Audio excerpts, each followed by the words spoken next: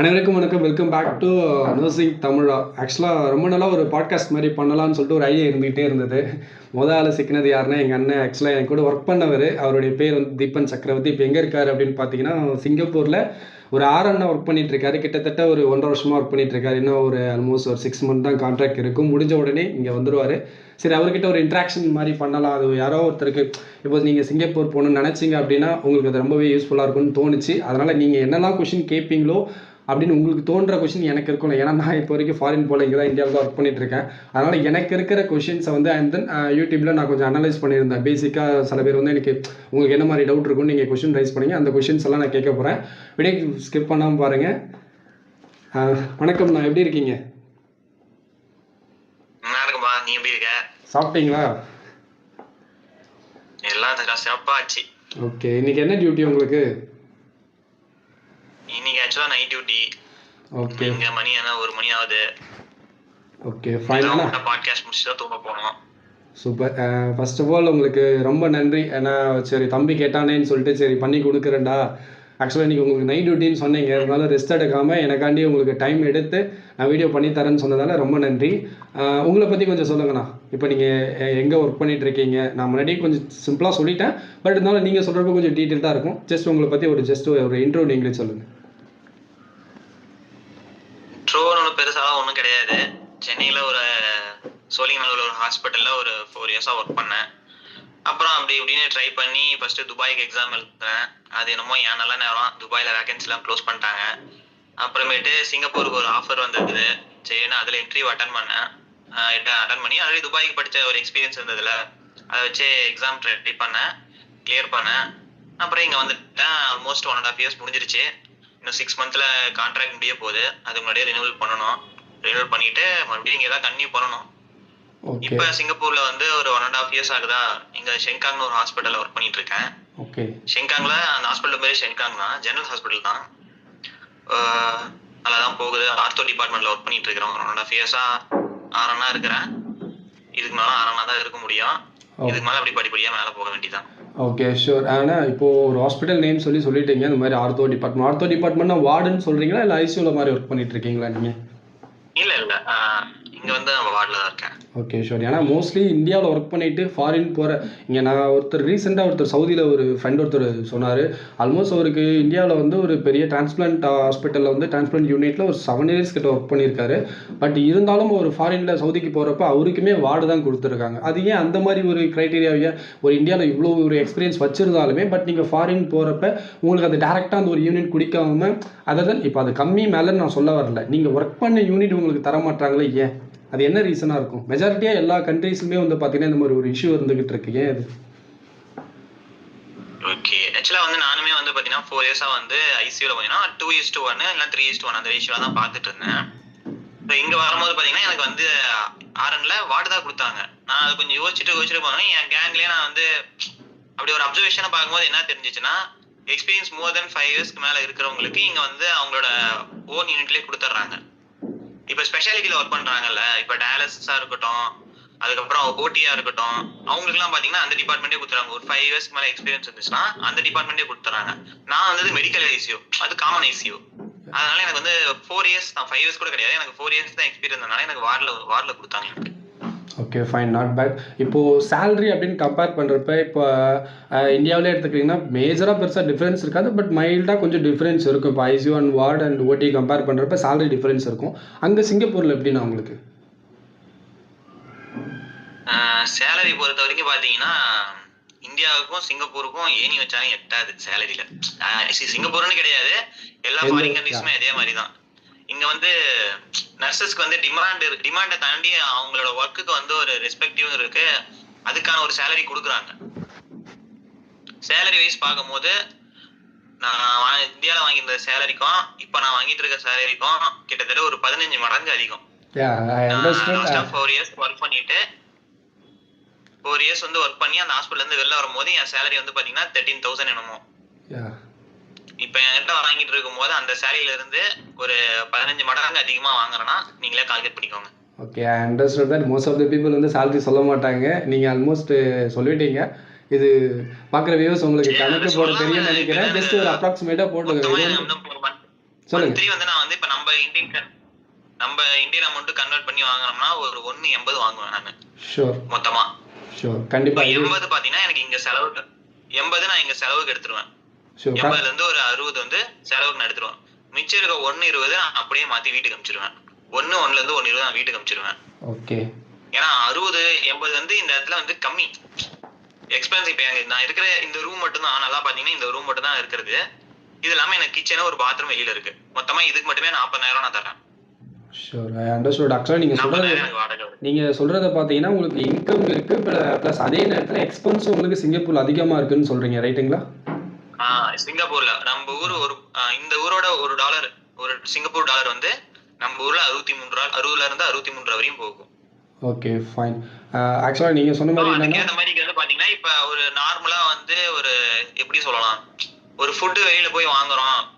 காமனா எல்லாருமே சாப்பிடுற பரோட்டா, நம்ம ஆளுங்க வந்து சாப்பிடுறது பரோட்டா தோசை தான். ஒரு 2 பரோட்டா வாங்கினோம்னா இந்த ஊருக்கு $5 ஆகும். $5 5 6 30 300 ஆக்சுவலா 2 பரோட்டாவோட விலை $300.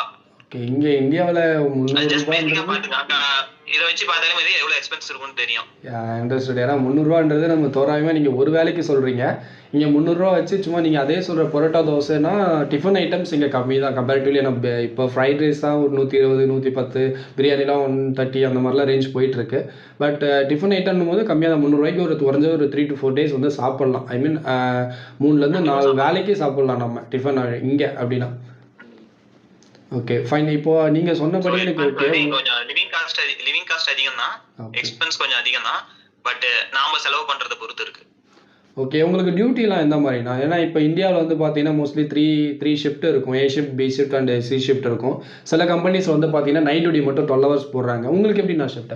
உங்களுக்குன்னு நான் கேட்குறேன். அது வந்து எப்படி இப்போ ஏன்னா இந்தியாவிலுமே வந்து பார்த்தீங்கன்னா சில ஹாஸ்பிட்டலில் அவங்க ப்ரோட்டோகால்ஸ்க்கு ஏற்ற மாதிரி ஷிஃப்ட் அண்ட் டியூட்டி டைமிங்ஸ் வந்து கொஞ்சம் வேரியேஷன்ஸ் இருக்கும். இண்டஸ்ட்ரியலாக இருக்கட்டும், எந்த ஹாஸ்பிட்டலாக இருக்கட்டும். எனக்கு தெரிஞ்சு அதே மாதிரி தான் சிங்கப்பூரில் நினைக்கிறேன். உங்களுக்கு எப்படிண்ணா சிங்கப்பூரில்? உங்கள் ஹாஸ்பிட்டல் ஒரு ப்ரோட்டோகால் இல்லை ஓவரால் சிங்கப்பூரில் ஒரு ரூல் இருக்கா? இதான் ஷிஃப்ட், இதுதான் டைமிங் அப்படின்னு சொல்லி? அப்படி கிடையாது. இங்கேயும் அதே மாதிரி தான். இன்ஸ்டிடியூஷனுக்கு ஏற்ற மாதிரி டிஃப்ரெண்ட் டைமிங் மாறும்.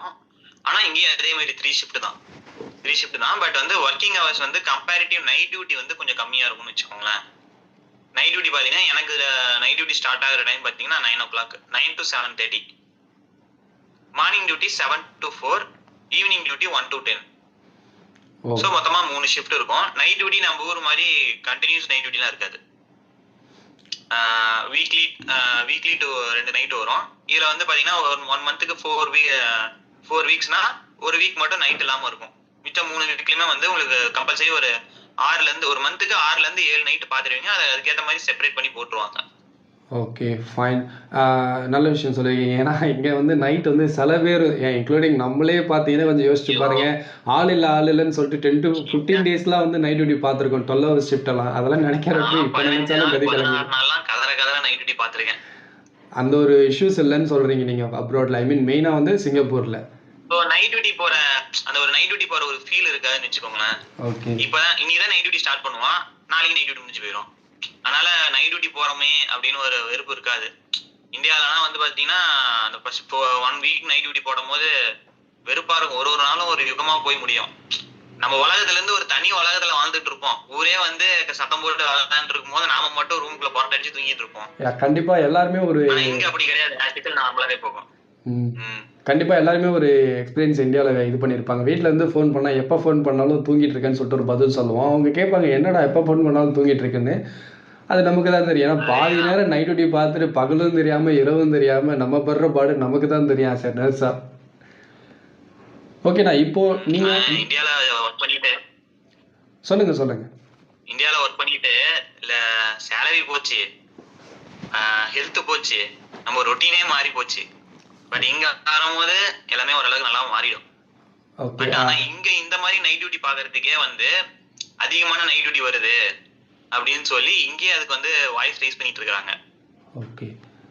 ஓகே. நீங்க சொல்றது எனக்கு புரியுது. ஏன்னா, அங்க இருக்கிற ரூல்ஸ் அண்ட் எக்கனாமிக் கண்டிஷன்ஸ் வேற, நம்ம நாட்ல இருக்கிற எக்கனாமிக் கண்டிஷன், பாப்புலேஷன் இதெல்லாம் பேஸ் பண்ணி தான் இங்க சேலரி குடுக்குறாங்க. அதர் தென் அங்க இருக்கிறது நீங்க பெட்டர் நீங்க சொல்றீங்க. நான் அக்செப்ட் பண்ணிக்கிறேன். பட் அதே நேரத்தில நமக்கு வந்து இப்ப எந்த ஃபாரின் கண்ட்ரீஸ் போனாலுமே இந்தியாவுல இருந்து போனோம் அப்படின்னா, பேசிக்கா ஒரு எக்ஸ்பீரியன்ஸ் வேணும்னு சொல்லிட்டு வைக்கிறாங்கல்ல. ஏன்னா, இப்போ சிங்கப்பூர் அப்படின்னா, கண்டிப்பா. நீங்க வந்து ஒரு ஆர்என்னா ஒர்க் பண்றீங்க. அதுவும் இல்லாம இஎன்ஆ இருக்காங்க. கம்பேரிட்டிவ்லி அந்த கிரேட் வைஸ் பார்த்தீங்கன்னா, இப்போ ஆர்என் நீங்க டாப்ல இருக்கீங்க. ஓகேங்களா? Work wise. உங்களுக்கு நெறைய ஆக்சஸபிள். அதாவது டாக்டருக்கு அடுத்து வந்து பேஷண்ட் கிட்ட நீங்க போய் உங்களுக்கு சரி நான் எப்படி சொல்றது? கம்பேரிட்டிவ்லி அந்த இஎன் அண்ட் நர்சிங் அசிஸ்டண்ட்ட கம்பேர் பண்றப்ப, நீங்க தான் கொஞ்சம் ஒர்க் வைஸ் வந்து உங்களுக்கு நெறைய அந்த எப்படி சொல்றது? ஒரு அவைலபிலிட்டின்னு சொல்லுவாங்கல்ல. ஒரு ரெஸ்பான்சிபிலிட்டி உங்களுக்கு அதிகமா இருக்கு. அது வந்து எப்ப உங்களுக்கு அந்த ஒர்க் அங்க ஆர்என்னா நீங்க போறீங்கன்னா, உங்களுக்கு பேசிக்கா இந்தியாவுல ஒரு 3 இயர்ஸ் எக்ஸ்பீரியன்ஸ் இருக்கிறதால தான் உங்களுக்கு அந்த ஒரு ஒர்க் அங்க கிடைக்குது. நீங்க இதுவே எக்ஸ்பீரியன்ஸ் இல்லாம நீங்க ஃபாரின் போனீங்கன்னா, உங்களுக்கு வந்து நீங்க ஆர்என்னா போக சான்சஸ் இல்ல. அண்ட் தென் நெறைய ஃபாரின் கண்ட்ரீஸ்லயுமே வந்து பார்த்தீங்கன்னா, மினிமம் எக்ஸ்பீரியன்ஸ் கேட்கறாங்க. அப்படின்னும்போது கட்டாயம் நம்ம இந்தியாவுல ஒர்க் பண்ணி தான் ஆகணும். ஏன்னா, நம்ம நாடு நம்ம வந்து குறை சொல்றத என்னால ஏத்துக்க முடியாது. அதனால சொல்றேன். குறை சொல்றேன்னு நான் சொல்லல. பட் இன்கேஸ் நம்ம ஒர்க் பண்றது கம்பல்சரி. ஏன்னா, நீங்க ஃபாரின்ல போய் தப்பு பண்ணீங்கன்னா, அது பெரிய இஷ்யூ ஆகும். இங்கேயும் தப்பு பண்ணா பெரிய இஷ்யூ ஆகாதுன்னு நான் சொல்லல. இஷ்யூ ஆகும். பட் அதே டைம்ல இங்க நம்ம நாட்டுல நமக்கு இருக்கிற ஒரு சேஃப்டியா இருக்கட்டும், நமக்கு இருக்கிற ஒரு ஃப்ரீடமா இருக்கட்டும், அந்த ஒரு இதுல வந்து நம்ம லேர்னிங் கெப்பாசிட்டி வந்து நமக்கு அதிகமா இருக்கும். ஏன்னா, இது நம்ம நாடு.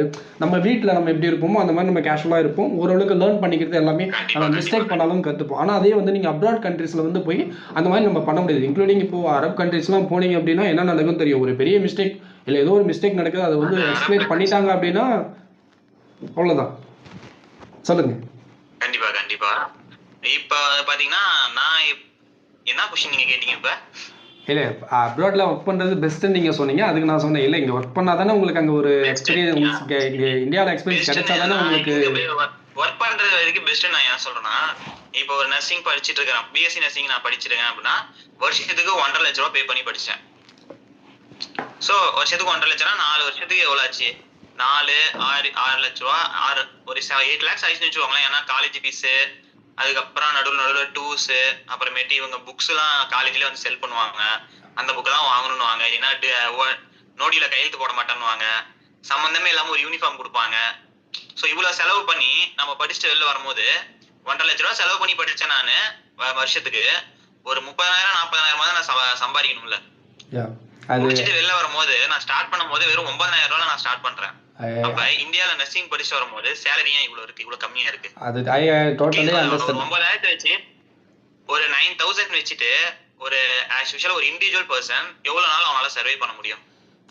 அவனோட ஃபுட் எக்ஸ்பென்ஸா இருக்கட்டும், மொபைல் எக்ஸ்பென்ஸா இருக்கட்டும். என்கிட்ட வண்டி எல்லாம் கிடையாது. வண்டி இல்லாம வெறும் ஃபுட்டு, மொபைல், ரூம் ரெண்ட், இதுக்கே வந்து என்னால 9,000 வச்சு சமாளிக்க முடியல. சோ சேலரி பொறுத்த வரைக்கும் இந்தியா நம்ம ஊரை கம்பேர் பண்ணும்போது இது ஃபார் மோர் பெட்டர். ஜாப் வைஸ்ல நர்சிங்ல அடுத்து ரெஸ்பெக்ட் வைஸ் கண்டிப்பா வந்து இந்தியாவோ இல்ல நம்ம தமிழ்நாட்டுல இருக்க எல்லா நர்சஸையும் எக்ஸ்பீரியன்ஸ் பண்ணுவோன்னு நமக்கு ரெஸ்பெக்ட் எவ்வளவு இருக்கும்னு எல்லாருக்குமே தெரியும். அந்த அளவுக்கு ஒன்றும் நமக்கு ரெஸ்பெக்டே இருக்காது. வெளியிலவா இருக்கட்டும், ஹாஸ்பிட்டலுக்குள்ள போகும்போது இருக்கட்டும், ஹாஸ்பிட்டல்ல இருக்க ஒரு கடைநிலை ஊழியர்ல இருந்து ஹையர் லெவல் வரைக்கும் நம்மளை போட்டு எல்லாரும் மிதிக்கதான் செய்வாங்க. நம்மளுக்கு ஒரு ரெஸ்பெக்ட் இருக்காது. இங்க வந்து பார்க்கும்போது நமக்கு அந்த ரெஸ்பெக்ட் கிடைக்குது. அதனால இங்க ஃபார் மோர் பெட்டர். ஒர்க் வைஸ்ல கம்ஃபர்ட் பாத்தீங்கன்னா சொல்லுங்க. எனக்கு புரியுது. நீங்கள் சொல்கிறது வந்து உங்களுடைய மனக்குமுறல் மட்டும் கிடையாது. இந்தியாவில் நீங்கள் கன்னியாகுமரியிலேருந்து காஷ்மீர் வரைக்கும் நீங்கள் ஒர்க் பண்ணுற இந்தியன்ஸ், அதாவது இந்தியன் நர்சஸோடைய குமுறல். ஏன் அப்படின்னா ஃபாரின் கண்ட்ரீஸில், முக்கால்வாசி கண்ட்ரீஸில், நிறைய கண்ட்ரீஸில் வந்து பார்த்தீங்கன்னா நர்சிங்னு கிடையாது, ஜாப் அப்படின்றதுக்கு நிறைய ஸ்ட்ரிக்டான ஒரு ரூல்ஸ் இருக்குது. பேசிக் சேலரி இவ்வளோ கொடுக்கணும் அப்படின்னு சொல்லிட்டு. பட் நம்ம நாட்டிலும் இருக்குது. பட் கம்பேரிட்டிவ்லி எக்கனாமிக் கண்டிஷன்ஸை வச்சு வந்து பார்த்தீங்கன்னா சேலரியோடைய இது வந்து ரொம்பவே கம்மியாக இருக்குன்றது தான் உண்மை. அது எனக்கு புரியுது. அதை நம்ம இன்னொரு வீடியோவில் கண்டிப்பாக டீட்டெயில்டாக பேசுவோம். இப்போ நம்ம சிங்கப்பூருக்கு வரும். நீங்கள் வந்து ஒரு ஏதோ அப்பார்ட்மெண்ட்டில் இருக்குதுன்னு சொன்னீங்க. எக்ஸ்பென்ஸ் ஒரு 60,000 ஆகுது. அதாவது நீங்கள் ஒர்க் பண்ணுற இடத்துல வந்து பார்த்தீங்கன்னா ஸ்டாஃப் நர்ஸ்க்கு ஏதோ அக்கோமடேஷன், ஃபுட் அந்த மாதிரி அலோவன்ஸ் அந்த மாதிரி தான் இருக்குங்களா? ஓகே. ஸோ இப்போ நான் வந்து பார்த்தீங்கன்னா என்னை வந்து ஒரு ஹாஸ்பிட்டல் ரெக்ரூட் பண்ணாங்க. ஓகே. ஸோ வந்து அந்த ஹாஸ்பிட்டல் ரெக்ரூட் பண்ணனால எனக்கு வந்து அவங்க ஹவுஸோ இல்லை ஃபுட்டுக்கோ ஏதோ அவங்க அரேஞ்ச் பண்ண கிடையாது. ஃபுட்டும் ஹவுஸும் நானே தான் அரேஞ்ச் பண்ணிக்கிட்டேன். எனக்கு ஹாஸ்பிட்டல்ல இருந்து அக்கமண்டேஷன் அலவன்ஸ் வந்து ஒரு $500 கொடுப்பாங்க. ஸோ நானே பார்த்துக்கிட்டனால என்னோட இந்த ரூம் ரெண்ட் $650 வருது. ஸோ ஹாஸ்பிட்டல்ல கொடுக்குற 500 இல்லாம என்னோட சேலரில இருந்து நான் 150 போட்டு இதுக்கு ரெண்ட் பே பண்றேன். இப்ப பாத்தீங்கன்னா கவர்மெண்ட் வந்து இங்க சிங்கப்பூர் கவர்மெண்டே வந்து சர்டன் ஏஜென்சி கிட்ட வந்து கொடுத்து அவங்க வந்து ஆள் ரெக்ரூட் பண்றாங்க. அவங்கள வந்து MOH ஸ்டாஃப்னு சொல்லுவாங்க. சோ அவங்களுக்கு வந்து கவர்மெண்டே வந்து ரூம் பார்த்து கொடுத்துரும். இதுல என்ன பிரச்சனை வரும்னா, எனக்கு ஃபார் எக்ஸாம்பிள் இப்ப என்னோட கலீக்ஸே பாத்தீங்கன்னா அவங்களோட ஒர்க்கிங் ஏரியா வந்து ஷெங்காங் இங்க இருக்குன்னா, அவங்களுக்கு ஹவுசிங் வந்து அலோகேட் பண்ண இடம் பாத்தீங்கன்னா இன்னொரு எண்ட்ல இருக்கு. ஹாஸ்பிடல் ஒரு எண்ட்ல இருக்கு, ஹவுசிங் ஒரு எண்ட்ல இருக்கு. சோ டிராவல் பாத்துக்கோங்க. ஏன்னா செல்ஃப் குக்கிங் பண்ணணும், மார்னிங் டியூட்டி காலைல 5 மணிக்கு எந்திரி, மார்னிங் டியூட்டி வரணும். ஓகே, சிம்பிளா டிராவல் அலவன்ஸே வந்து செலவு போயிடும். சிம்பிளா சொல்லணும்னா இப்போ சென்னையில ஒர்க் பண்றவங்க விழுப்புரத்துல இருந்து வந்து போயிட்டு இருக்கிற மாதிரி ரெகுலர் பேசிஸ்ல. ஓகே, அதே மாதிரி தான் இங்கே ஒரு பாத்துக்கோங்க. சோ நைட் டியூட்டி எனக்கு 10 o'clock முடியும். சோ 10 o'clock முடிஞ்சு பக்கத்துல இருக்க நான் வீட்டுக்கு வரதுக்கு ஏன் நடந்துதான் வருவேன். சோ 10:20 ஆயிடும். அவங்க அந்த கடைசியில இருக்காங்கன்னா அவங்க வீட்டுக்கு போறதுக்கு 11:30 ஆயிடும். இங்கே நம்ம இந்தியாவில் ஹேண்டிங் ஓவர் கொடுத்து முடிக்கிறதுக்கு 8 மணிக்கு டியூட்டி முடியுதுன்னா ஹேண்டிங் ஓவர் கொடுத்து முடிக்கிறதுக்கே 10 மணி கிடையாது. ஓகே, இங்க வந்து டிராஃபிக்லாம் கிடையாது. சிங்கப்பூர் பொறுத்த வரைக்கும் டிராஃபிக் அதுக்காது, சிக்னல்ஸ் அதிகம். ஓகே, டிராஃபிக் சிக்னல்ஸ் தான் அதிகமே தவிர டிராஃபிக் கிடையாது. ஓகே, இதுலயே அவங்க போயிட்டு வரதுக்கு 1.5 மணி நேரம் ஆயிடும். போயிட்டு திருப்பி காலையில டியூட்டி அவங்க 5 மணிக்கு எந்திரிச்சாதான் 7 மணிக்குள்ளார இங்க வர முடியும். ஓகே, சோ அந்த எப்படி சொல்றது, டிராவலிங் டயர்ட் ஒண்ணு, ஒர்க்கிங் டயர்ட் ஒண்ணு, ஸ்லீப்பிங் பேட்டர்ன் வேற தனியா இருக்கா. சோ இது கொஞ்சம் டிஸ்டர்பன்ஸா இருக்கும் கவர்மெண்ட் வழியில வரும்போது. பட் உங்களுக்கு வந்து பாத்தீங்கன்னா அக்கமடேஷனுக்கு வந்து சேலரில இருந்தே புடிச்சுப்பாங்க, 500 மட்டும் புடிச்சுப்பாங்க. சரிங்க, கை காசுல இருந்து போட்டு எதுவும் கொடுக்க தேவையில்லைன்னு வச்சுக்கோங்களேன். சோ 500 எல்லாமே including electricity charge, water charge, maintenance charge, இதெல்லாமே சேர்த்தே உங்களுக்கு வந்து உங்களோட சேலரில இருந்து கிரெடிட் பண்ணிப்பாங்க. ஓகே, சோ உங்களுக்கு அந்த கவர்மெண்ட் வெளியே வரும்போது அந்த ஒரு ப்ரெஷர் இருக்காது. ஏன்னா நான் வரும்போது பாத்தீங்கன்னா எனக்கு ஆக்சுவலா நான் தமிழ்நாட்டை தாண்டி வெளில போனது கிடையாது, வேற லாங்குவேஜ் பர்சன்ட்ட பேசுறதுமே கிடையாது. நான் இங்க வந்து தேடி ஒரு ரூம் எடுத்து தங்கி இருக்கேன்னா அப்ப எனக்கு எவ்வளவு ஸ்ட்ரகிள்ஸ் வந்துருக்கும். அந்த ஸ்ட்ரகிள்ஸ் அவங்களுக்கு கிடையாது. அவங்களுக்கு இருக்க ஒரு ஸ்ட்ரகிள்ஸ் வந்து பாத்தீங்கன்னா இந்த ரூம் டிஸ்டன்ஸ் மட்டும்தான். அதுவுமே பாத்தீங்கன்னா 1 year தான் அந்த கான்ட்ராக்ட் இருக்கும் அந்த ரூம்க்கு. ஓகே, 1 yearக்கு அப்புறம் அவங்க 1 yearக்கு வந்து பாத்தீங்கன்னா 1 yearக்கு அப்புறம் வந்து அவங்களுக்கு அங்க கன்வீனியன்ட்டா இருந்தா அங்கேயே கண்டினியூ பண்ணிக்கலாம், இல்ல வேற இடம் மாறினாலும் மாறிக்கலாம். Okay, understand. நீங்கள் சொல்ல வரது மெயினாக ஒரு முக்கியமான விஷயம் என்ன சொல்கிறேன்னு நீங்கள் சொன்னது எனக்கு ஸ்ட்ரைக் ஆனது என்ன அப்படின்னா, நம்ம சரௌண்டிங்கில் மேஜராக தமிழ்நாட்டில் வந்து பார்த்தீங்கன்னா படிச்சுட்டு வேலைக்கு போகிறவங்க அப்படின்றது வந்து கம்பேரிட்டிவ்லி இப்போ கொஞ்சம் அதிகமாக இருக்குது. அதுவும் நம்ம நர்சிங் ஃபீல்டுன்னு சொல்ல பார்த்தீங்கன்னா ஏன்னா மோஸ்ட்லி நர்சிங்கில் வந்து எங்கே பார்த்தாலும் மலையாளிஸ் வந்து அதிகமாக இருப்பாங்க அப்ராட் கண்ட்ரீஸில். அவங்களுக்கு வந்து கண்டிப்பாக ஒரு பேக்கப் இருக்கும், ஒரு ஃபேமிலி பேக்கப்போ இல்லை அவங்க வீட்லேயோ இல்லை ரிலேட்டிவ் யாரோ ஒருத்தர் அங்கே இருப்பாங்க, அவங்களுக்கு கண்டிப்பாக கைட் பண்ணுவாங்க. பட் நம்ம ஆளுங்கன்னும் போது தமிழ்நாட்டுக்குள்ளே வந்து பார்த்தீங்கன்னா கம்பேரிட்டிவ்லி கம்மி இருக்காங்க. பட் ரொம்ப இப்போ என்ன எடுத்துக்கினே எங்கள் ஊரில் நான் தான் ஃபர்ஸ்ட் மேல் நர்ஸ். ஓகேங்களா, மேல் நர்ஸ்னும் போது அதுவும் அப்ராட் ஒர்க் நர்சிங் முடிச்சுட்டு அப்ராட் போகிறவங்க அப்படின்னு கேட்டிங்கன்னா இது வரைக்கும் யாரும் கிடையாது. நான் தான் அப்போ எனக்கு எந்த ஒரு பேக்கப்பும் கிடையாது. நான் வந்து இருக்கிற யூடியூப்லஸ் ரிசோர்ஸஸோ இல்லை என்ன உங்களை மாதிரி சீனியர்ஸோ உங்களை மாதிரி இருக்கவங்கக்கிட்ட தான் ஒரு இன்ஃபர்மேஷன் கேதர் பண்ணிக்கிட்டு இது பண்ணுறதுக்கு எல்லாமே நானே பண்ணுற நம்மளே பண்ணுற மாதிரி இருக்கும், நம்மளுடைய ஓன்லேயே பண்ணுற மாதிரி. அது கொஞ்சம் லிட்டில் பிட் ஸ்ட்ரகிள் தான். I understood that. நெக்ஸ்ட் என்ன அப்படின்னு பார்த்தீங்கன்னா, நீங்கள் வந்து இப்போ இந்தியாவிலேருந்து சிங்கப்பூர் ப்ராசஸ் பண்ணி போயிட்டீங்க. அந்த ப்ராசஸை பற்றி நம்ம கொஞ்சம் பேசலாம். ஆக்சுவலாக உங்களுக்கு என்ன எக்ஸாம் எழுதுனீங்க அதை பற்றி கொஞ்சம் டீட்டெயிலாக கொஞ்சம் சொல்லுங்களேன். ஆக்சுவலாக வந்து சிங்கப்பூருக்கு பார்த்தீங்கன்னா வந்து நான் SNBன்னு ஒரு எக்ஸாம் எழுதுறேன். ஸோ SNB எக்ஸாம் ஓரளவுக்கு அது கொஞ்சம் டஃப்பான எக்ஸாம் தான். பட் நாம கொஞ்சம் நமக்கு நாலேஜபிள் இருந்துச்சுன்னா, தியரி நாலேஜ் இருந்துச்சுன்னா, முழுக்க வந்து தியரியாவும் நம்மளோட கிரிட்டிக்கல் லெவலை டெஸ்ட் பண்ற மாதிரி தான் இருக்கும். டெஸ்ட் பெட் சைட் டெஸ்ட் இருக்காது. பெட் சைடில் இதனால தான் நம்ம கிரிட்டிக்கல் சுச்சுவேஷனை ஹேண்டில் பண்ற மாதிரி தான் கொஸ்டின்ஸ் இருக்கும் ஆரனுக்கு வந்து எக்ஸாம் வரும்போது. ஸோ அந்த மாதிரி எக்ஸாம் தான் SNB. பாஸ் பண்ணியாச்சு. ஸோ நான் வந்து ஏஜென்ட் நேம் சொல்லலாமா? நான் சொன்னா பிராண்டிங் மாதிரி ஆடும். இல்லை அது வேண்டாம், ஏன்னா நம்ம அது சரியாக வராது. நம்ம அதை இன்னொரு வீடியோவில் பேசலாம் என்னென்னு. ஏன்னா ஸ்பெசிஃபிக்காக நம்ம எந்த ஒரு ஏஜென்ட்டும் நம்ம அனலைஸ் பண்ணாமல், ஏன்னா இதுக்கு முன்னாடி இது வரைக்கும் பாசிட்டிவாக இருந்திருக்கலாம், மேபி ஃபியூச்சரில் எப்படி இருக்குன்னு நம்ம சொல்ல முடியாது. அதனால அதை ஷேர் பண்ணுறது சரியாக இருக்காது. நம்ம பின்னால் பார்த்துக்கலாம். ஆக்சுவலாக அந்த இன்ஸ்டாகிராமில் தான் வந்து அந்த அட்வர்டைஸ்மெண்ட் பார்த்தேன். பார்த்துட்டு அப்ரோச் பண்ணி அடுத்த நாளே வந்து இன்டர்வியூ, ஆன்லைன் இன்டர்வியூ தான் நடந்தது. ஆன்லைன் இன்டர்வியூ அரேஞ்ச் பண்ணாங்க. இன்டர்வியூல செலக்ட் ஆனேன். அதுக்கப்புறம் ஒரு 10,000 பே பண்ணேன். எதுக்குன்னா SNB எக்ஸாமுக்காக ஒரு 10,000 பே பண்ணேன்.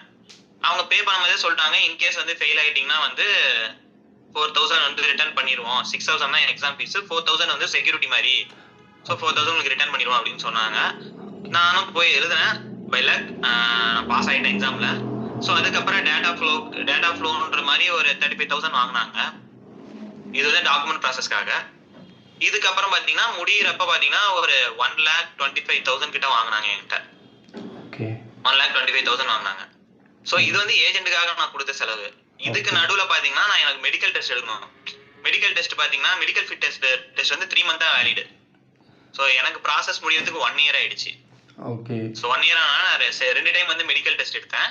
மெடிக்கல் டெஸ்ட் வந்து வேலிட் இல்லாமல் போயிடுச்சு. ஸோ அகைன் நான் மறுபடியும் கிளம்புறதுக்கு கொஞ்சம் நாளைக்கு முன்னாடி மறுபடியும் மெடிக்கல் மறுபடியும் ஒரு 10,000 பே பண்ணேன். அது ஒரு 20,000 ஆயிடுச்சு. அதுக்கப்புறம் அது இல்லாம என்னோட ஆன்டிபாடி டெஸ்ட்ல எடுக்க சொன்னாங்க. அதே வந்து இருக்கலே சீப்பா வந்து போரூர்ல ஒரு ஹாஸ்பிட்டல்ல வந்து பண்ணேன். ஸோ அங்கதான் நான் சுத்தி முத்தி விசாரிச்ச வரைக்கும் அங்கதான் எனக்கு ஒரு அளவுக்கு சீப்பா ஒரு 25ல முடிஞ்சது. ஸோ அங்கேயும் டெஸ்ட் முடிச்சாச்சு, அந்த டெஸ்ட் முடிச்சாச்சு. ஸோ அது இல்லாம வந்து ஃபிளைட் டிக்கெட்டுக்கு காசு முன்னாடியே நம்ம பே பண்ணணும். அந்த டிக்கெட் நம்ம ஒன்ஸ் வந்து நம்ம இங்க வந்தாட்டி அந்த பிரைஸ் வந்து நமக்கு ரிட்டர்ன் பண்ணிக்குவாங்க. ஸோ அது இல்லாம ஏஜென்ட்டுக்கு வந்து ஒரு 120 ஃபைனல் பேமெண்ட்டா வந்து ஒரு 120 பே பண்ணேன் நான். ஸோ ஒரு அரௌண்டா பாத்தீங்கன்னா ஒரு 2 lakhs வந்து ஏஜென்ட்டுக்கும் இந்த மெடிக்கல் செக்கப் வாங்கி செலவு பண்ணேன். அது போக நான் இங்க ஃபர்ஸ்ட் வரணும் ஒரு 2 months நான் சர்வே ஆகணும், அதுக்கேற்ற அளவுக்கு நான் அமௌண்ட் எடுத்துருவாங்க. அப்படி இப்படின்னு பாத்தீங்கன்னா வந்து நான் செட்டில் ஆகிறதுக்கு ஒரு 5 ஆயிடுச்சுன்னு வச்சுக்கோங்களேன். 5 lakhs செலவாயிடுச்சு. ஸோ அந்த ஸோ எப்படி சொல்றது, ஸோ என்னோட ஃபிளைட் ஜேர்னி டிக்கெட் வந்து ஃபர்ஸ்ட் மந்த் சேலரியில எனக்கு கிரெடிட் பண்ணிட்டாங்க.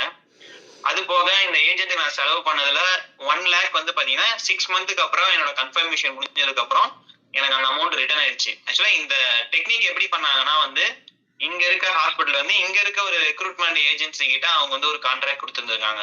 அவங்க வந்து இந்தியாவில இருக்க ஒரு ஏஜென்சி அப்ரோச் பண்ணி அவங்க மூலியமா வந்து நான் இங்க வந்தேன். ஸோ இங்க இருக்க ஒரு ஏஜென்ட் வந்து இந்தியாவில இருக்க ஏஜென்ட்டை கான்டாக்ட் பண்ணியிருக்காங்க. அந்த ஏஜென்ட் வந்து எங்களை ரெக்ரூட் பண்ணி இவங்க கிட்ட கொடுத்து எனக்கு எப்படியோ ஒரு 1 lakh ரிட்டர்ன் வந்துருச்சு. ஆனா நான் வந்து கணக்கு படி பார்த்தா ஒரு 1 lakh வந்து ஏஜென்சிக்கு கொடுத்த மாதிரி ஆயிடுச்சு. அப்படி இப்படி நான் செட்டில் ஆகிறதுக்கு ஒரு 4 lakhs ஆச்சுன்னு ஒரு கணக்கு வச்சுக்கலாம்னு வச்சுக்கோங்களேன். Okay, good. நல்ல ஒரு முக்கியமான ஒரு விஷயம் சொல்லியிருக்கீங்கன்னா இதுல எனக்கு என்ன அப்படின்னு பார்த்தீங்கன்னா சில பேருக்கு ஒரு டவுட் இருக்கும்ல. இன்னொன்னு சொல்லிடுறேன். ஓகே, சொல்லுங்க. பட் நான் எதுவுமே அனாவசியமா எடுத்துட்டு நான் அதிகமான ஷூஸ் எதுவும் எடுத்து வர கிடையாது. போட்டுக்கிறதுக்காக ஒரு செருப்பு, அதுக்கப்புறம் கொஞ்சமா வந்து போட்டுக்க வந்து துணியுமே நிறைய மிஞ்சி போனா ஒரு 4 செட் எடுத்துட்டு வந்திருப்பேன். அந்த 4 செட்டு தான். ஒரு ஃபார்மல் 2 செட் எடுத்துட்டு வந்தேன். அப்புறம் ரெகுலர் யூஸ் போற மாதிரி ஒரு கொஞ்சம் ஒரு 4 செட்டு. அதுக்கப்புறம் பாத்தீங்கன்னா பண்ட பாத்திரங்கள் தான், சமையல் திங்ஸ், அதுக்கப்புறம் சமையல் கிராசரிஸ் இதுதான் எடுத்துட்டு வந்தேன். இதுக்கே வந்து பாத்தீங்கன்னா எனக்கு ஒரு 5 lakhs ஆயிடுச்சு. இங்க வந்து எதுவுமே வாங்கணும்னு நினைக்காதீங்க. ஏன்னா ஃபர்ஸ்ட் ஒரு 4 to 5 months வந்து ஒரு ஸ்ட்ரகிள் பீரியட் தான். ஏன்னா வந்து நமக்கு வந்து ரொட்டீன் வந்து செட் ஆகணும். ஹாஸ்பிட்டல்ல இருக்க ரொட்டீன்ஸ் நமக்கு தெரியணும். இந்த ஊரோட ரொட்டீன்ஸ் நம்ம கொஞ்சம் கத்துக்கணும். இது போக உங்களை நீங்களே கொஞ்சம் கேர் பண்ணிக்கணும். உங்களை கேர் பண்ணிக்க இங்க யாரும் இருக்க மாட்டாங்க. யாரும் உங்களை கேர் பண்ணுவாங்கன்னு நினைக்காதீங்க. உங்களை நீங்களே தான் கேர் பண்ணிக்கணும் வந்து. ஸோ ஒரு ஃபர்ஸ்ட் ஒரு 6 monthsன்றது ஒரு க்ரூசியலான ஒரு டைம் பீரியடு. அதுல சர்வைவ் ஆயிட்டோம்னா அதுக்கப்புறம் ஃபாரின் கண்ட்ரில ஈஸியா சர்வைவ் ஆயிடும்.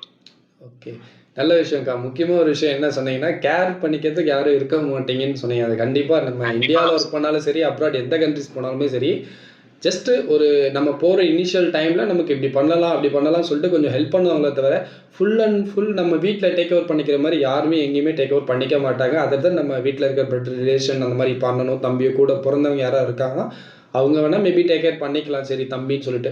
அதை தான் வந்து இப்போது சீனியராக இருக்கட்டும், ஒர்க் பண்ண இடத்துல இல்லை காலேஜ் சீனியர் இந்த மாதிரிலாம் வந்து, ஏன்னா அவங்களுமே ஒர்க் போகிறாங்க, அவங்களுக்குமே நிறைய ஃபினான்ஷியல் சுச்சுவேஷன்ஸ் இருக்கும், கிரைசிஸ் இருக்கும். அது எல்லாத்தையும் அவங்களுமே பார்க்கணும், அவங்களோட டைமே இது பண்ணணும். ஏன்னா அவங்களுமே ஒரு அப்ராட் ஒர்க்குக்கு தான் போயிருக்காங்கன்னும் போது அதனால் யாரையும் பெருசாக நம்பாமல் பட் ஒரு அனலைஸ் பண்ணி இப்படி தான் ஓகே இந்த மாதிரி போனால் இந்த மாதிரி சர்வே பண்ணணும்னு சொல்லிட்டு ஒரு மென்டாலிட்டியாக போடுறது பெட்டர்னு நீங்கள் சொல்கிறீங்க. ஓகே, அதை தான் திங்ஸ் எல்லாம் வாங்க தேவையில்ல, இங்கே வந்து வாங்க தேவையில்ல, பட் இந்தியாவிலும் வாங்கிட்டு வந்துருக்கேன்றீங்க. எனக்கு ஒரு விஷயம் என்னென்னா இப்போது நெட்வொர்க்கிங் ரிலேட்டட் அப்படின்னு பார்த்தீங்கன்னா இப்போ நம்ம இந்தியன் சிம் அங்கே வந்து ஆக்டிவேட் ஆகுமா, யூஸ் ஆகுமா? அது இல்லாமல் நம்ம சிங்கப்பூர்லேயும் நம்ம வந்து சிம் வாங்கணுமா எப்படி? ஓகே, ஸோ நான் வந்து பார்த்தீங்கன்னா நம்ம ஒரு சிவப்பு கலர்ல இருக்கிற ஒரு சிம் கார்டு தான் யூஸ் பண்ணிட்டு இருக்கிறேன். நம்ம ஊர் சிவப்பு கலர் சிம் கார்டு ஒன்று யூஸ் பண்ணிட்டு இருக்கேன். இங்க கிடையாது, ஊர்ல இருக்கும் போது. ஸோ ஊர்ல இருந்து வரும்போதே பாத்தீங்கன்னா இன்டர்நேஷனல் பேக்கிங் ஒன்று இருக்கு, அது நான் யூஸ் பண்ணல, அதை நான் போடல. ஏன்னா ஃபர்ஸ்ட் டைம் வரேன், எனக்கு வெளிநாட்டை பத்தி எந்த ஒரு ஐடியாவுமே கிடையாது. அதனால சொன்னல, நான் தமிழ்நாட்டை விட வெளில போனது கிடையாது. ஸோ அந்த ஒரு ஐடியா எதுவுமே இல்லாமனாலதான் நீங்க வந்தேன். பட் ஆனா எனக்கு தெரிஞ்சு கொஞ்சம் யூடியூப்ல இன்ஸ்டாகிராம்லாம் பார்த்த வரைக்கும் என்ன தெரிஞ்சுன்னா சிங்கப்பூர்ல எங்க போனாலும் வைஃபை இருக்கும் அப்படின்னு தெரிஞ்சுக்கிட்டேன். ஸோ எனக்கு ஏர்போர்ட்ல free wifi, high speed wifi இருந்தது. ஸோ அதை யூஸ் பண்ணிக்கிட்டேன். அப்புறம் எனக்கு இங்க என்னோட ஹவுஸ் ஓனர் வந்து கொஞ்சம் நல்லா ஹெல்பிங் மைண்டடா தான் இருந்தாரு. ஸோ அவர் எப்படி வரணும் என்ன வரணும்னு எல்லாமே சொல்லிட்டாரு. ஸோ நான் அதை கேட்ச் பண்ணி அப்படி இப்படின்னு ஒரு வழியா வீட்டுக்கு வந்து சேர்ந்தேன். அது போக என்னோட ஒரு தம்பி, ஒரு ஜூனியர் பையன் இங்க எனக்கு முன்னாடியே வந்துட்டான். ஸோ அவன் எனக்கு கொஞ்சம் வந்து இங்க கைட் பண்ணான் கொஞ்சம். ஏன்னா அன்னைக்கு அவனுக்கு டியூட்டி இருந்துச்சு. அந்த டியூட்டி பீரியட்லயே வந்து பாதி இதுவரை வந்து விட்டுட்டு அதுக்கு மேல அவன் டியூட்டி கிளம்பி போனான். எப்படியோ ஃபர்ஸ்ட் டே வந்து எனக்கு சிங்கப்பூர்ல அப்படிதான் அமைஞ்சது. ஆனா இங்க வந்து நம்ம பாஸ்போர்ட்டை வச்சு சிம் கார்டு வாங்கிக்கலாம். சிம் கார்டு பாத்தீங்கன்னா ஹை ரேஞ்ச்லயே சிம் கார்டு ஏர்போர்ட்ல வாங்காதீங்க. ஏர்போர்ட்ல ஒரு சில விஷயங்கள் வந்து கொஞ்சம் அதிகம் தான். சிங்கப்பூர் பொறுத்த வரைக்கும் எம்ஆர்பி எல்லாம் கிடையவே கிடையாது. சோ ஒரு கடையில வந்து ₹1 விற்கிற விஷயம் இன்னொரு கடையில 2 விற்கும், இன்னொரு கடையில 3 விற்கும், இன்னொரு கடையில இன்னும் சீப்பா விற்கும். பெட்டர் வந்து நம்ம கொஞ்சம் சர்ச் பண்ணி உள்ளார கொஞ்சம் இன்டீரியரா வந்துட்டு வாங்கினோம்னா நமக்கு கொஞ்சம் சீப்பா கிடைக்கும். Okay, sure. நல்ல விஷயம். முக்கியமாக ஏன்னா இது எனக்கே பர்சனலாக எனக்கே டவுட்டாக இருந்தது. எப்படிடா, ஏன் அப்படின்னா இந்தியாவில் வந்து 1 ஜிபின்றது ரொம்ப கம்மியான ரேட்டுக்கு ஒரு ₹20 ₹22 நம்ம ரீசார்ஜ் பண்ணி யூஸ் பண்ணிக்கலாம். இதே அப்ராட் கண்ட்ரிஸ் 1 ஜிபின்றது கண்ட்ரிஸ்க்கு ஏற்ற மாதிரி அது மினிமம் ஒரு 200, 250, 300. இன்னும் யூரோப் கண்ட்ரிஸ், அமெரிக்காலாம் போனீங்கன்னா 350 1 ஜிபிக்கு ரீசார்ஜ் பண்ணி யூஸ் பண்ணிட்டு இருக்காங்கல்ல. அதனால தான் கேட்டேன் அதோட ப்ரைஸ் எப்படி என்ன வேரி ஆகுன்ற மாதிரி. ஆக்சுவலா வந்து பாத்தீங்கன்னா வந்து 10 டேஸ்க்கான ஒரு இன்டர்நேஷனல் ரோமிங் பேக்கே வந்து பாத்தீங்கன்னா நம்ம ஊர் பிரைஸ், நம்ம ஊர் சிம் கார்டு ரேட்டே வந்து ₹900 வருது. 10 டேஸ் தான் வரும். அது இல்லாம டேட்டா கம்மியா தான் இருக்கும். ஓகே, 10 நாளைக்கு. சோ பெட்டர் வந்து பாத்தீங்கன்னா நீங்க வந்து வரப்ப மட்டும் இன்டர்நெட் ரோமிங் பேக், ஏன்னா எவ்வளவு செலவு பண்ணியாச்சு. சோ ரோமிங் பேக் மட்டும் போட்டு வந்துடுங்க. வந்துட்டு அந்த ஒரு 1 வீக் வர மாதிரி ரோமிங் பேக் மட்டும் பார்த்து போடுங்க. ஓகே. வரும்போது இங்க வந்துட்டு உங்க வீட்டு பக்கத்துலயே நிறைய சிம் கார்டு எல்லாம் கிடைக்குங்க. இங்க சிங்கப்பூர் வந்தீங்கன்னா உங்க வீட்டுக்கிட்டயே சிம் கார்ட்ஸ் கிடைக்கும். நீங்க அங்க வாங்கிக்கோங்க பெட்டர் ஏர்போர்ட்ல வாங்குறதுக்கு. ஓகே. ஆனால் ரீசெண்டாக ஒரு பேர் மென்ஷன் பண்ணலாமா என்னன்னு தெரியல. ஒரு மிகப்பெரிய இந்தியன் பிஸ்னஸ் மேன் அவர் வந்து ஒரு இந்த டெலிகாம் இண்டஸ்ட்ரியில் வந்ததுக்கப்புறம் ஸ்பெசிஃபிக்காக நேமே சொல்லிடலாம், ஜியோ. அவங்க வந்ததுக்கப்புறம் தான் வந்து இந்தியன்ஸ் மொபைல் யூசேஜ் அப்படின்றது ரொம்பவே காமன் ஆகிடுச்சு. இப்போ ரீசெண்ட் டைமில் ஏதோ மினிமம் கொஞ்சம் ப்ரைஸ் ஏற்றுனதுக்கு ஒரு பெரிய நெகட்டிவ் ரோல் போயிட்டுருக்கு. இப்போ உண்மையை சொல்லணும்னா அவரால் தான், அவருடைய ஒரு பெரிய பிஸ்னஸ் பிடிச்சதால தான் இன்னைய வரைக்கும் மற்ற காம்படிட்டர்ஸ் இருக்காங்க பார்த்தீங்களா டெலிகாம் இண்டஸ்ட்ரியில், அவங்களுமே வந்து கம்மி ப்ரைஸ்க்கு இந்தியாவில் மட்டும் கொடுத்துட்ருக்காங்க. பிகாஸ் ஆஃப் அவர். ஏன்னா இன்றைக்கி அவர் ஒரு பெரிய எப்படி சொல்கிறது, இந்தியாவில் பிக் மார்க்கெட்டை அவர் பிடிச்சிட்டாருன்னும் போது அவருக்கு காம்படிட் பண்ணி தான் ஆகணும். ஏன்னா மற்ற இடத்துல மற்ற கண்ட்ரிஸில் வர ப்ராஃபிட்டை அவங்க இந்தியாவில் வந்து கொஞ்சம் சரி செஞ்சுக்கிறாங்க. அதுதான் உண்மை. ஏன்னா இப்போ அவர் நெகட்டிவாக சொல்லிட்டு இருக்காங்க ஜியோ கம்பெனியை. அவங்க இல்லைனா இன்றைக்கி இந்தியாவில் நிறைய பேர் வந்து இந்த கம்மி காசுக்கு வந்து நம்ம டேட்டா வந்து யூஸ் பண்ண முடியாது. அண்ட் தென் ஓகே, இன்னொரு விஷயம் என்ன அப்படின்னு பார்த்தீங்கன்னா நிறைய பேர் வந்து பண்ணுற தப்பு என்ன அப்படின்னா ஏஜென்ட்டை சூஸ் பண்ணுறாங்க. எனக்கு தெரிஞ்சு நான் பர்சனலாக நான் பார்த்த வரைக்கும் ஏஜென்ட்டை சூஸ் பண்ணுறது பெட்டரா இல்லை ஒரு இன்ஸ்டிடியூஷன்? அதாவது சிங்கப்பூர் பொறுத்த வரைக்கும் நான் கேட்ட விஷயம் வந்து நம்மளால டைரக்டா வர முடியாது. ஈவன் தான் வந்து நீங்க ஹெச்ஆர் வந்து கான்டாக்ட் பண்ணி ஆன்லைன்ல இருந்து ஹெச்ஆர் டீடைல்ஸ் எடுத்து நீங்க ஹெச்ஆர் கான்டாக்ட் பண்ணாலும் ஃபைனலா அவங்க வந்து அவங்களுமே ஒரு ஏஜென்ட் தான் சஜஸ்ட் பண்ணுவாங்க. நீங்க இந்த ஏஜென்சி மூலியமா இந்த ப்ராசஸ் எல்லாம் முடிச்சுட்டு வாங்க. ஏன்னா ப்ராசஸ் நிறைய இருக்கு, எல்லா இடத்துக்கும் உங்களால போக முடியாது. ஒரு சில விஷயங்கள் வந்து நீங்க சிங்கப்பூர் வந்து பண்ற மாதிரி இருக்கும். ஸோ பெட்டர் வந்து ஏஜென்சி, அதாவது ஏஜென்சி மூலியமா அவங்களுமே ஃபைனலைஸா வந்து ஒரு ஏஜென்ட் தான் சஜஸ்ட் பண்ணுவாங்க. நீங்க இந்த ஏஜென்சி மூலியமா வந்துருங்க, மற்றதை நாங்க பாத்துக்கிறோம் அப்படின்னு தான் சொல்லுவாங்க. ஏஜென்சி பொறுத்த வரைக்கும் ட்ரஸ்ட்ன்றது கேள்விக்குறிதான். ஆனா நான் பர்சனலா ஏஜென்சி வந்து சஜஸ்ட் பண்ணலாம், பட் இதுல சஜஸ்ட் பண்ணலாமான்னு தெரியல எனக்கு. சரி, இப்போ புரியுதுண்ணா. ஆனால் எனக்கு என்ன அப்படின்னா ஏஜென்ட் அப்படின்றதுக்கும் ஒரு இன்ஸ்டிடியூஷன் வித் ஏஜென்ட்றதுக்கும் வித்தியாசம் இருக்குல்ல. ஏஜென்ட் அப்படின்னா இப்போ நான் ஃபார் எக்ஸாம்பிள் சொல்கிறேன், நிறைய ஏஜென்ட்ஸ் வந்து எப்படி இருக்காங்கன்னா, இப்போ நான் வந்து ஒரு இன்ஸ்டிடியூஷன் வச்சுருக்கேன். இப்போ நான் வந்து நீங்கள் வந்து சிங்கப்பூர் போகிறதுக்கு எஸ்என்இ எக்ஸாம் எழுதுறீங்க அப்படின்னா உங்களுக்கு தேவையான சிலபஸ் என்ன, அதுக்கு என்ன மெட்டீரியல்ஸ் தேவை, எப்படி படிக்கணும் அப்படின்னு உங்களுக்கு நான் கிளாஸ் ஆன்லைன்லையோ இல்லை ஆஃப்லைன்லையோ எடுத்துகிட்டு இருப்பேன்.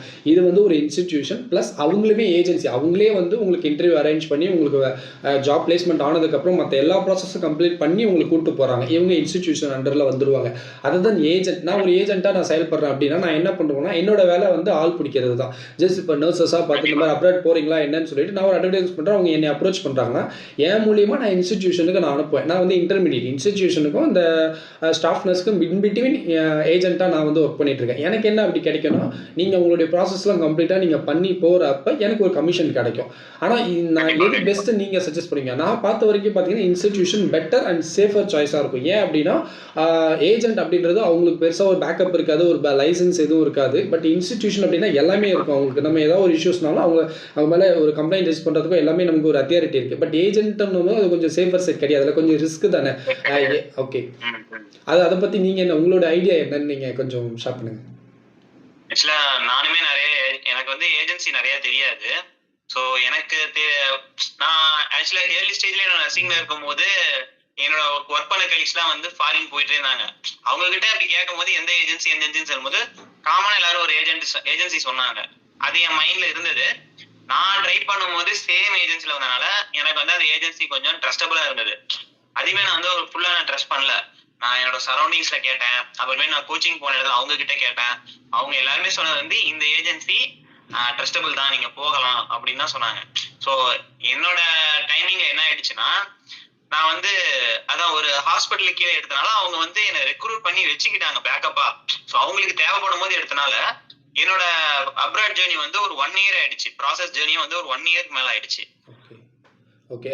ஒரு சில என் ஜூனியர் பாத்தீங்கன்னா வந்து அவரு வந்து பாத்தீங்கன்னா அவரு வேற ஒரு ஹாஸ்பிட்டலுக்கு வந்தாரு. ஹாஸ்பிட்டல் கிடையாது, அது டயாலிசிஸ் சென்டர். அவரு எனக்கு முன்னாடி எனக்கு அப்புறம் தான் இன்டர்வியூ அட்டன் பண்ணாரு. பட் ஆனா எனக்கு முன்னாடி இங்க வந்துட்டாரு. அவர் இன்டர்வியூ அட்டன் பண்ணி ஒரு 4 to 5 monthsக்குள்ள இங்க வந்துட்டாரு. ஆனா நான் இன்டர்வியூ அட்டன் பண்ணி எக்ஸாம் எழுதி ப்ராசஸ் கிளியர் பண்ணி இங்க வரதுக்கு 1 இயர் ஆயிடுச்சு. ஓகே. எனக்கு புரியுது. ஏன் அப்படின்னு கேட்டிங்கன்னா, நீங்க வந்து RNஆ போனீங்க. அதனால உங்களுக்கு மேபி அந்த டியூரேஷன் வந்து எக்ஸ்டெண்ட் ஆயிருக்கலாம். ஏன்னா சில பேர் கேட்கறாங்க, இல்ல சிங்கப்பூருக்கு வந்து 3 மாசத்துல போயிட்டாங்க. வந்து அப்படி கிடையாது.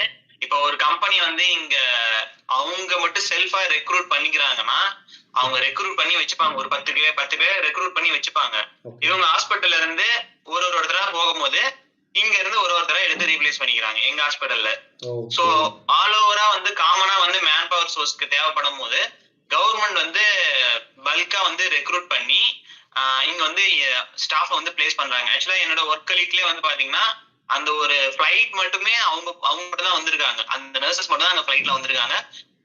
நான் லாஸ்ட் ஆகஸ்ட் வந்தேன்னா அக்டோபர் நவம்பர் அந்த ரேஞ்சில பாத்தீங்கன்னா அந்த ஒரு ஃபிளைட்ல ஒரு 80% வந்து நர்சஸ் மட்டும் தான் வந்திருக்காங்க அந்த டைமிங்ல. பல்காவும் வந்து ரெக்ரூட் பண்ணுவாங்க. ஓகே. ஓகேண்ணா. இப்போ ஏஜென்சி பொறுத்த வரைக்கும் இன்னொன்னு வந்து ஒரு சேஃபா நான் சொல்லணும்னா வந்து எனக்கு எக்ஸாக்ட் லொகேஷன் தெரியாது.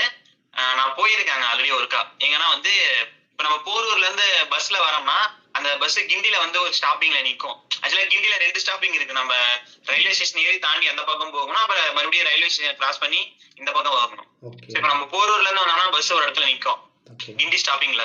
அந்த பஸ் ஸ்டாப்பிங்லயே உள்ள போனீங்கன்னா வந்து கவர்மெண்டோட ஒரு ஆபீஸ் இருக்கு, MOH ஆபீஸ் இருக்கு.